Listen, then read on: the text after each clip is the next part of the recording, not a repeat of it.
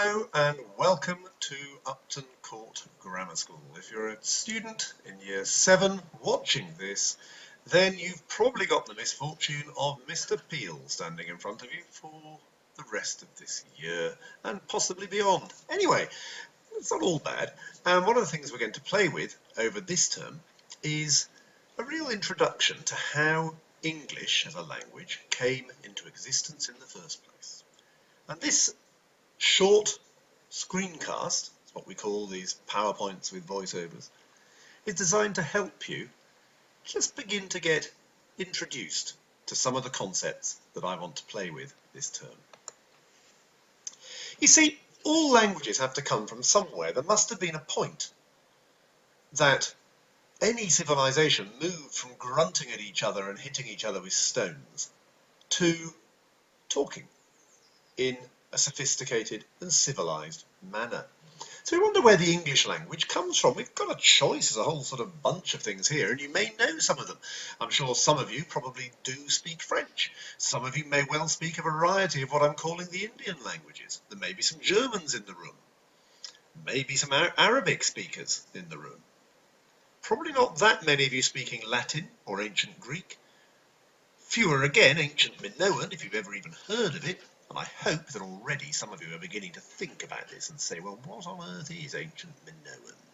Who are the Minoans? Who wrote in Nordic runes? I don't think you can speak Nordic runes, I might be wrong, but who wrote in Nordic runes?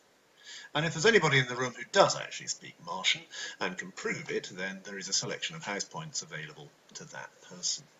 Think about it. You see, languages develop. Already there are words commonly used in the English language that would never have been part of my imagination when I was your age. The internet. In fact, anything to do with computers. I'm sufficiently old that when I was at school we didn't have computers, thus I'd never have logged on. I'd never have waited for something to boot up unless I was about to go out and play football. Language develops because we develop. And because Britain from the 17th century became a huge world power, with a huge empire all over the world, it absorbed words into the language.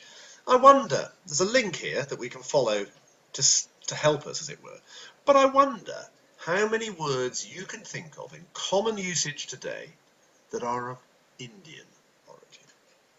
Now, if you're watching this at home, or even if we're using it in class, we'll pause here while you think about this. Work together, for heaven's sake. Work in little clumps of eager people and try and think about the words of Indian origin that are in the language today. Okay, so that's what happened from the 17th century onwards, but we've been around a lot longer than that. I don't intend to go back over many millennia to the Big Bang and the formation of the world and primordial slime and begin to say that obviously there's a language of the dinosaurs and the rest of it, but let's think about it. Take our country, take Britain. Answer these questions. Who invaded Britain in 1066? Who invaded Britain in 793? Who ruled Britain in the 6th century? Who first invaded in 55 BC?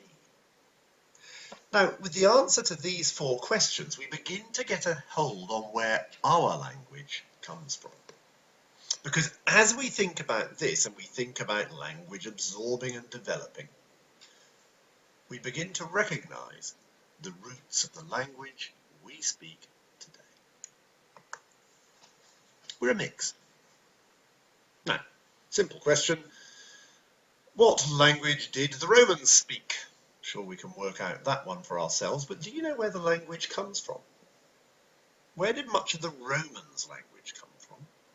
And where did that language itself come from? And if we answer these questions, then we begin to trace the roots of English all the way back to a language that was written around 1500 years before the national birth of Christ. 1500 years before. 3,500 years ago. And we begin to look at this, we begin to say, well, that's interesting. So what did these Minoans, who ruled a large amount of the Mediterranean from Crete, write and speak? And here is a map of their language. It's a language that was based on little, almost like hieroglyphics, little squiggles and lines. You won't recognize it. You'd be very, very pushed to recognize any of these little symbols and be able to work out what letters they were. But here you go. I wonder, as a game, can you spell your name on here? You might have to make one or two slight adjustments. There are no H's, for example, in this language. You might have to substitute S's for Z's, maybe. And see if you can spell your name and see what you come up with. Pause it while you try. When you come back, you can start to give yourself, as it were, what we would call an epithet, a name, a word, an adjective, a noun which describes you. You might decide that you're a stallion. You might decide that you are simply a woman.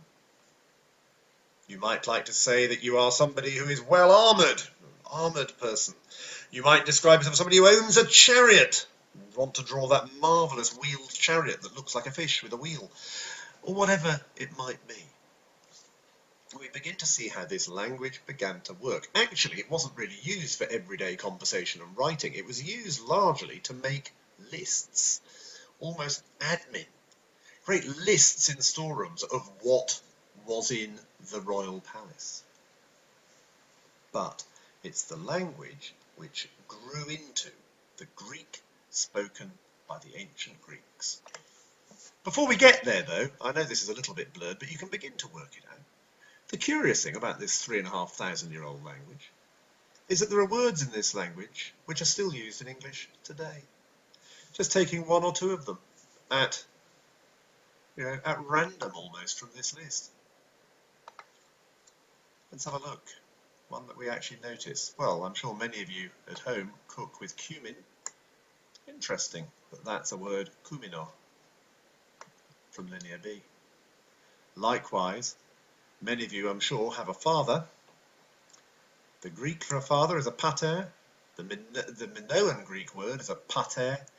And one of the most common changes in language over time is that P's have often become H's.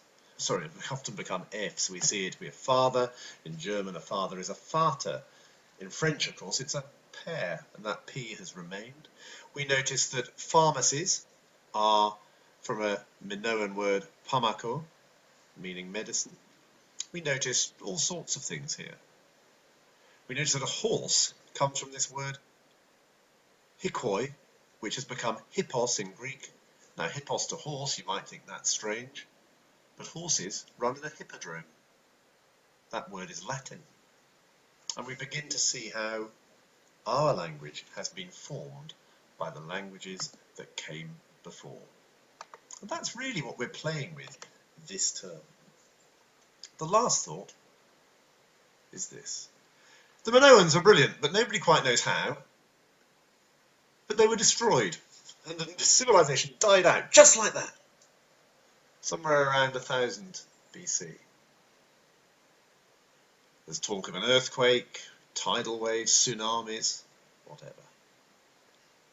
And actually they lost the ability to write. The Greeks, curiously, the ancient Greeks who had begun to absorb that language, lost the ability to write at the same time. The civilization nearly died out until suddenly around 700, 800 BC.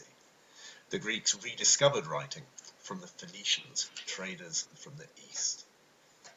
And they developed, the Greeks at this time, the first Western alphabet. So here's your little question to take you into the next lesson.